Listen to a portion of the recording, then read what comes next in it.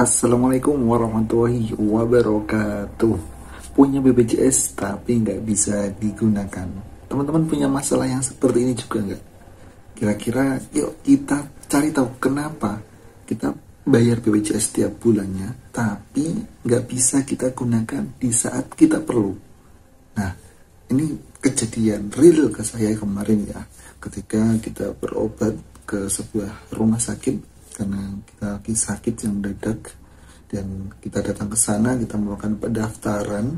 Lalu di saat pendaftaran kita tidak diberikan informasi sebelumnya apakah kita bisa menggunakan BPJS apa enggak, padahal kelas kita kelas 2 ya, kelas 2 dan kelas 1. Nah, kemudian di sana kita, karena kata bagian pendaftarnya untuk keputusan apakah ini bisa diklaim BPJS apa tidak, itu nanti keputusan dari dokter yang memeriksa. Setelah diperiksa, oke, kita masuk, kemudian langsung ditangani perawat dan langsung dia didiagnosa sama dokter. Dan setelah itu dokter nggak bilang apakah ini mau BPJS apa tidak. Di sana dokternya yang menawari ini mau dirawat inap apa tidak. Kalau saran dokter ini harus dirawat inap, tapi kita tidak mau. Nah, dari situ kita juga tidak masih belum tahu ya apakah ini bisa BPJS apa tidak. Dan hasil ketika semua sudah selesai, sudah dipasang infus dan infonya sudah mau habis, kita dipanggil untuk menebus obat. Nah, ketika menebus obat ini saya masih ragu ini bisa BPJS apa tidak gitu kan. Padahal itu di rumah sakit swasta sepertinya. Kemudian saya belum tanya. Kemudian ya udah ke bagian ngambil obat, kita ke farmasi, kemudian saya tanya, Bu, ini bisa BPJS apa tidak?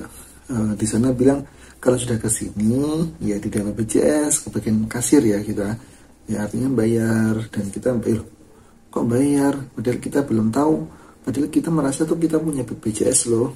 Kenapa kok nggak bisa digunakan? Kenapa kok di awal kita tidak jelaskan dulu gitu kan?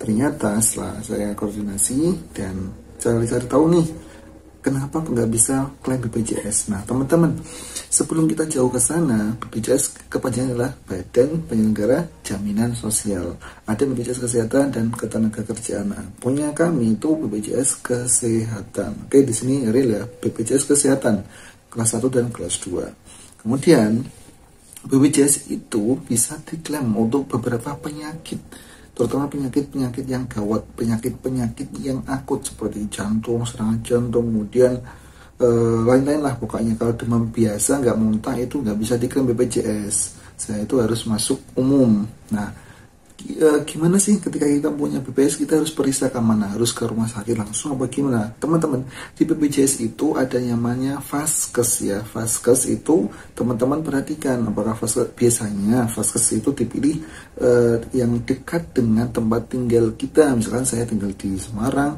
ya, misalkan di Semarang bawah atau di Semarang atas ya, cari Vaskes terdekat, entah klinik atau puskesmas.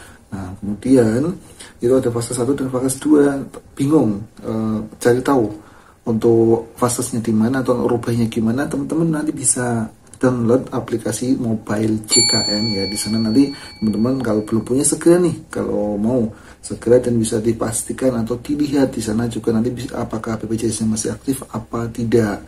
Kemudian cepat rubah vaskesnya jika teman-teman sudah pindah di lokasi yang baru, karena untuk rubahnya sendiri juga itu nanti tidak langsung otomatis berpindah, nunggu tanggal 1. Misalkan teman-teman di bulan ini bulan Oktober dan tanggal 22, nah kemudian teman-teman mengganti ya, nanti baru bisa digunakan setelah nanti di tanggal 1 bulan ke depan. Ya, nanti saya sertakan untuk di sini. Nah, kalian teman-teman masuk mobil JKN, kemudian verifikasi akunnya, nanti daftarnya pakai NIK dan ya masukin biodata lengkap, kemudian diklik nanti bagian perubahan data. Kemudian di perubahan data nanti saya tampilkan di sini ya. Di perubahan data itu nanti teman-teman pilih vaskes yang terdekat. Biasanya itu menyesuaikan lokasi yang teman-teman pilih, kabupaten, kemudian kecamatan, dan vaskesnya itu monggo mau pilih yang klinik yang banyak pasien, yang rame, atau klinik yang sepi biar cepat ditangani teman-teman. Nah, kembali ke kasus kami ya.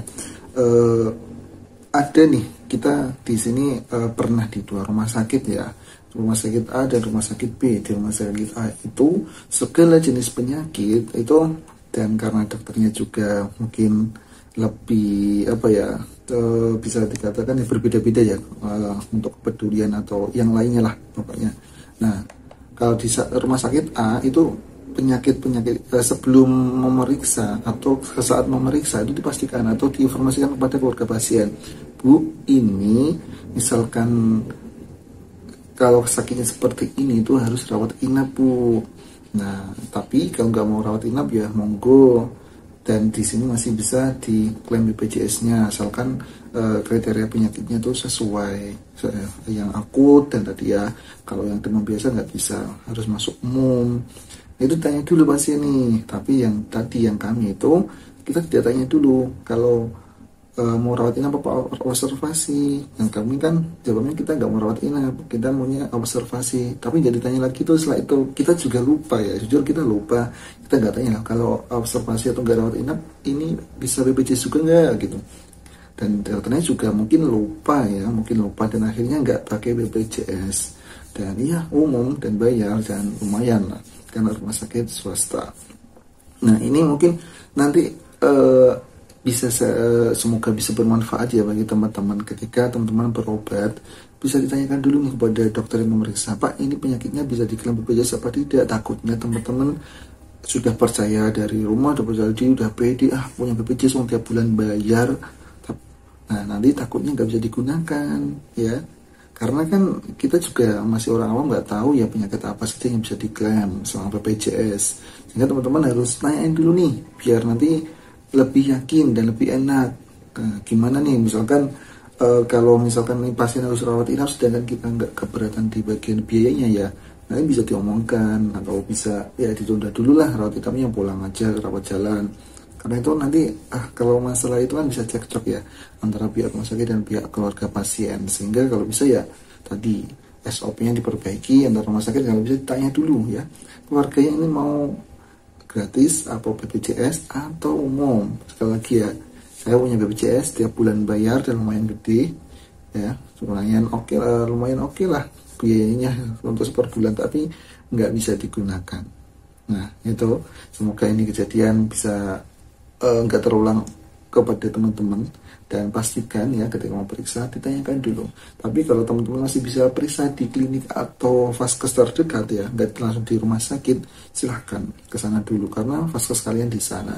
Dan kalau kalian mau ke rumah sakit, gimana kalau mau pakai BPJS ya, biasanya harus minta rekomendasi dari vaskes yang ada atau vaskes yang teman-teman pilih. Oke, sekian dari saya, semoga bermanfaat. Wassalamualaikum warahmatullahi wabarakatuh.